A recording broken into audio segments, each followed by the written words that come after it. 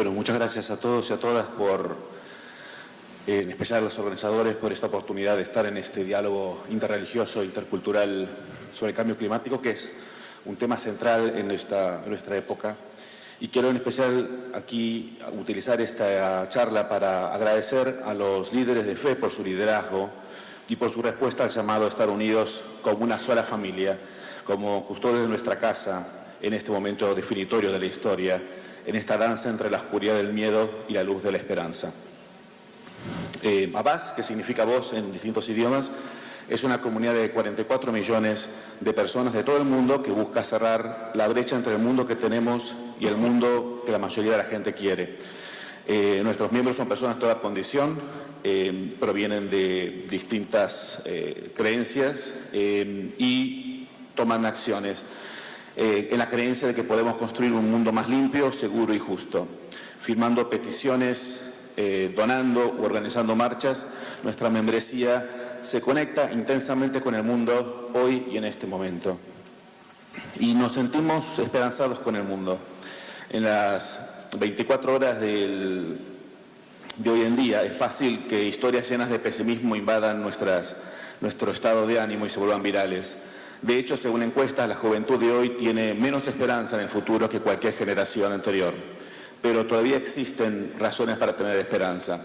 Y aquí tengo unas 10 razones como para poder saber que tenemos una posibilidad. La primera es que la democracia se está propagando. Hoy al menos el 50% de la población vive en sistemas democráticos. La violencia está decreciendo, al igual que las guerras, a pesar de la cobertura de los medios de comunicación. El ascenso de las mujeres está transformando nuestras sociedades, nuestras culturas, nuestras economías, y justamente por ello también vemos que la inteligencia emocional está revolucionando nuestras naciones. Los niveles de alfabetismo están más altos que nunca en la historia y estamos cerca de tener a todos los niños en la escuela. La pobreza ha sido reducida a la mitad y puede ser erradicada en nuestra generación si así lo queremos. Y aunque obviamente tenemos que trabajar en la cuestión de la distribución equitativa, el Producto Bruto Interno Mundial también va en aumento. El progreso en el sector salud está llevando a niveles sin precedentes en expectativas de vida y la ciencia y la tecnología están mejorando a un ritmo nunca antes visto. En la comunidad internacional, a su vez, estamos siendo testigos de unos niveles de cooperación en respuesta a las crisis, ya sean humanitarias, políticas o financieras, que nunca han sido experimentadas con anterioridad. Por eso permítanme decirles a nuestras tendencias escépticas que tenemos una obligación, porque como agentes de cambio es necesario poner en perspectiva y es nuestra responsabilidad moral inspirar esperanza. Como dijo Arturo Jauretche, el gran escritor y político argentino, venimos a combatir por el país alegremente y nada grande se puede hacer con la tristeza. Porque no vamos a superar el cambio climático con la tristeza. Como agentes sabemos que la lucha contra el cambio climático solo puede ganarse con la espada de la esperanza y de la compasión. Porque al final nuestra lucha no es contra los combustibles fósiles, sino es contra el miedo, la apatía y el cinismo. Nos enfrentamos hoy al doble reto de ser la primera generación en sentir el impacto de la crisis climática y, sin embargo, la última que puede solucionarlo. Nuestros derechos básicos a la vida, a la comida, al agua o a la vivienda están en serio riesgo y nuestros hijos cuentan hoy con nosotros. El cuidado de los pobres, los migrantes y la tierra han sido temas comunes para las 3 confesiones abrámicas. Hoy la crisis climática, la pobreza y la cuestión de los refugiados son sin lugar a dudas las mayores urgencias de nuestra era. La humanidad está empezando a ser testigo de la ira del cambio climático sobre los pobres, forzando a muchos a un éxodo doloroso en busca de la tierra de paz y prosperidad. Ya sea que el clima ha exacerbado las causas de la guerra o ha creado directamente dificultades que obligan a desplazar a las personas, la realidad es que nuestra generación está llamada a asumir nuestro tiempo desde la compasión por el otro. Nuestros líderes religiosos han asumido el reto de nuestro tiempo y han proporcionado la inspiración espiritual, el caso ético y la guía moral para enfrentarse a la prueba última que tenemos como civilización. la encíclica Laudato Si del Papa Francisco, la Declaración Islámica sobre el Cambio Climático Global y la Carta Rabínica sobre la Crisis Climática, entre otras, han iluminado y enriquecido una conversación global que por mucho tiempo ha carecido de sus dimensiones humanas, espirituales y morales. Y sus palabras se hicieron acción y caminaron con su gente en un viaje mayor, y junto con las comunidades afectadas por toda la sociedad civil, estuvieron junto a nosotros llamando a la acción y para aquellos que toman decisiones. Bueno, quiero contar la historia de nuestro primer y continuo viaje multicultural y global, que es nuestro propio peregrinaje. En el 2009, luego del fracaso de la Conferencia Climática de Copenhague, Abbas y todo el movimiento hizo un ejercicio introspectivo, una mirada retroactiva para entender lo sucedido y aprender las lecciones. Las divisiones tóxicas entre los activistas del norte y del sur no eran útiles, pero algunas veces necesarias. Los desacuerdos en la estrategia y competencia por fondos, espacios en los medios de comunicación eran muy importantes. Los activistas ambientales no siempre estaban de acuerdo con sus colegas del sector del desarrollo, de la antipobreza, y muchas veces carecíamos de una visión holística de lo que se necesitaba para proteger a los más vulnerables. Necesitábamos organizarnos y salir a la calle de nuevo. Y creo que le tomó a la sociedad civil le tomó un tiempo superar la división y darse cuenta de lo que el Papa Francisco planteó de manera muy hermosa en Laudato Si, cuando escribió, y aquí lo leo: hoy no podemos dejar de reconocer que un verdadero planteo ecológico se convierte siempre en un planteo social que debe integrar la justicia en las discusiones sobre el ambiente para escuchar tanto el clamor de la tierra como el clamor de los pobres. Un poco antes, en el 2014, tomamos las calles del mundo exigiendo que los jefes de Estado tomaran acciones determinantes para hacerle frente al calentamiento global y permitir que la revolución de la energía limpia floreciera. Unos 600.000 marcharon alrededor del planeta durante la cumbre climática de la ONU. Ese fue para nosotros un punto de quiebra en la historia del movimiento climático, porque no solamente eran ecologistas, sino familias, escuelas, empresas, sindicatos, grupos religiosos, pueblos indígenas y muchos otros que estuvieron juntos en un viaje iniciático alimentado por la esperanza. Nos volvimos a encontrar en el 2015 en más de 2.000 ciudades en todo el mundo para hacer que nuestras voces se escucharan. Muchos países vieron las manifestaciones más importantes climáticas en su historia. Ese fin de semana, un día antes de las negociaciones climáticas, en París, 785.000 personas sacudieron la tierra en grandes ciudades y también en pequeños pueblos alrededor del mundo. Incluso en la ciudad bíblica de Sanaa, la capital devastada por la guerra de Yemen, los organizadores continuaron su marcha a pesar de que las bombas caían cerca de ellos. Pero en una paradoja de la historia, la gente no pudo participar en París, el epicentro de esas negociaciones. En estado de emergencia, luego de los ataques terroristas de noviembre, con la imposibilidad de marchar debido a las restricciones de seguridad, miles de parisinos llevaron sus zapatos para mostrar su determinación de mantener la llama de la esperanza viva, en que todos obtuviéramos un acuerdo para proteger nuestro futuro. En la ciudad donde se escribió la Declaración de los Derechos del Hombre y del Ciudadano, los franceses esta vez enviaron con sus zapatos el recordatorio a los gobiernos del artículo 15 de ese manifiesto, que dice: la sociedad tiene derecho a pedir a todos sus agentes cuentas de su administración. A través de esas marchas vimos la presencia transformadora de los líderes religiosos, a quienes vimos juntos, unidos en peregrinación, acompañando las esperanzas de sus pueblos. Se entendían iguales y parte de las bases. Y en París, con la marcha prohibida, vimos los zapatos de Papa Francisco, junto con las de decenas de miles de otros zapatos, estando presentes en la ausencia, en una acción desesperada, pero poderosa y esperanzadora de ciudadanía ecológica. Fue un momento profundo, donde las religiones se unieron para enfrentar la amenaza del cambio climático.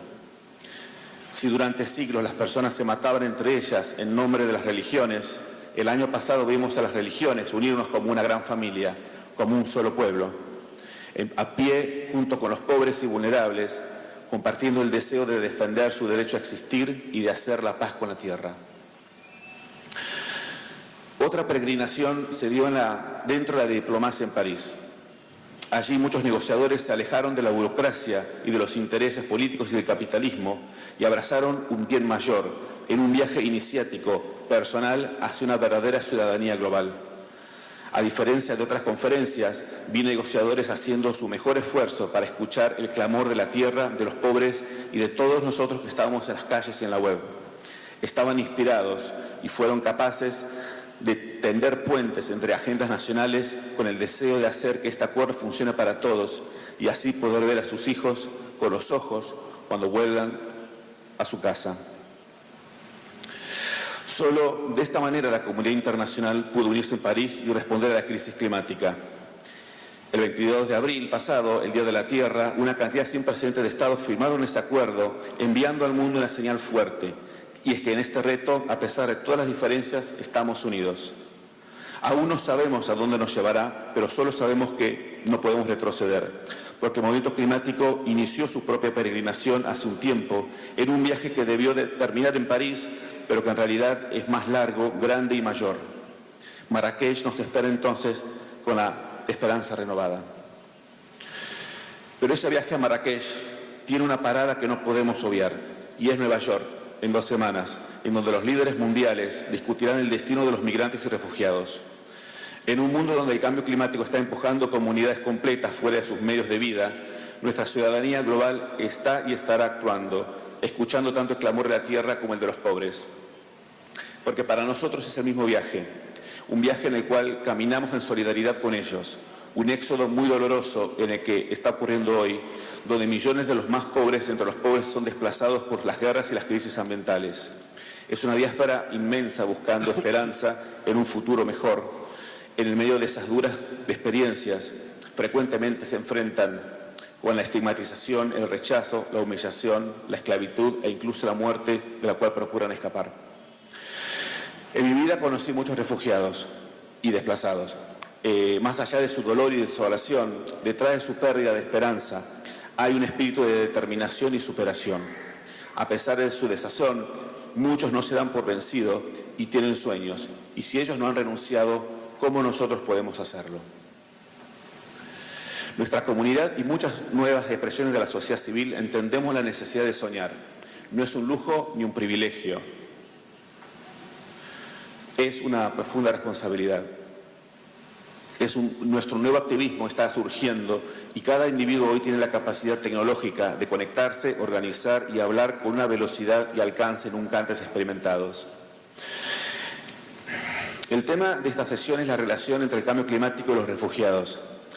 Pero nuestros miembros no se preguntan en qué medida los factores ambientales son responsables del flujo masivo de poblaciones, ni cómo llamarlos.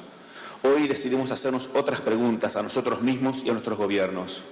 Aquí y ahora, ¿qué estamos haciendo por ellos? ¿Cómo vamos a proteger sus derechos y su dignidad y construir una cultura del encuentro, la cercanía y la empatía por el otro? Porque sí, es importante definir la terminología adecuada para poder articular políticas y parámetros legales para enfrentar las raíces de esta tragedia.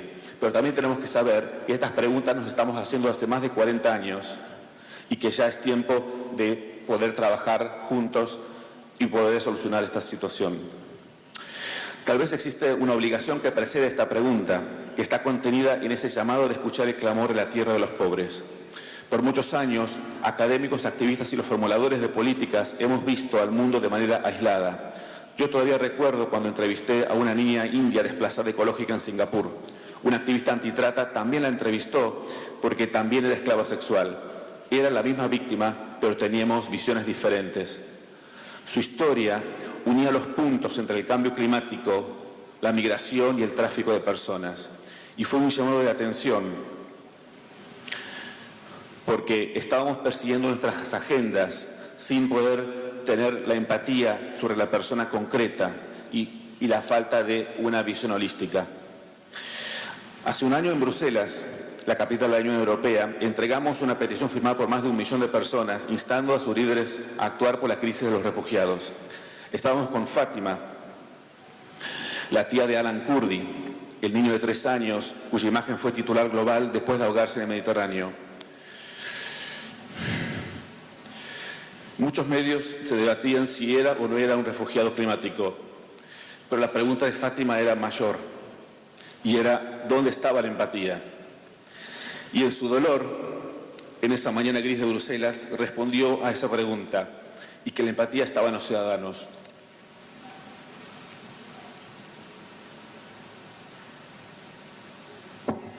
Fátima se había conmovido por las miles de personas que estaban desafiando las excusas de sus gobiernos, que decían que no podían aceptar más refugiados.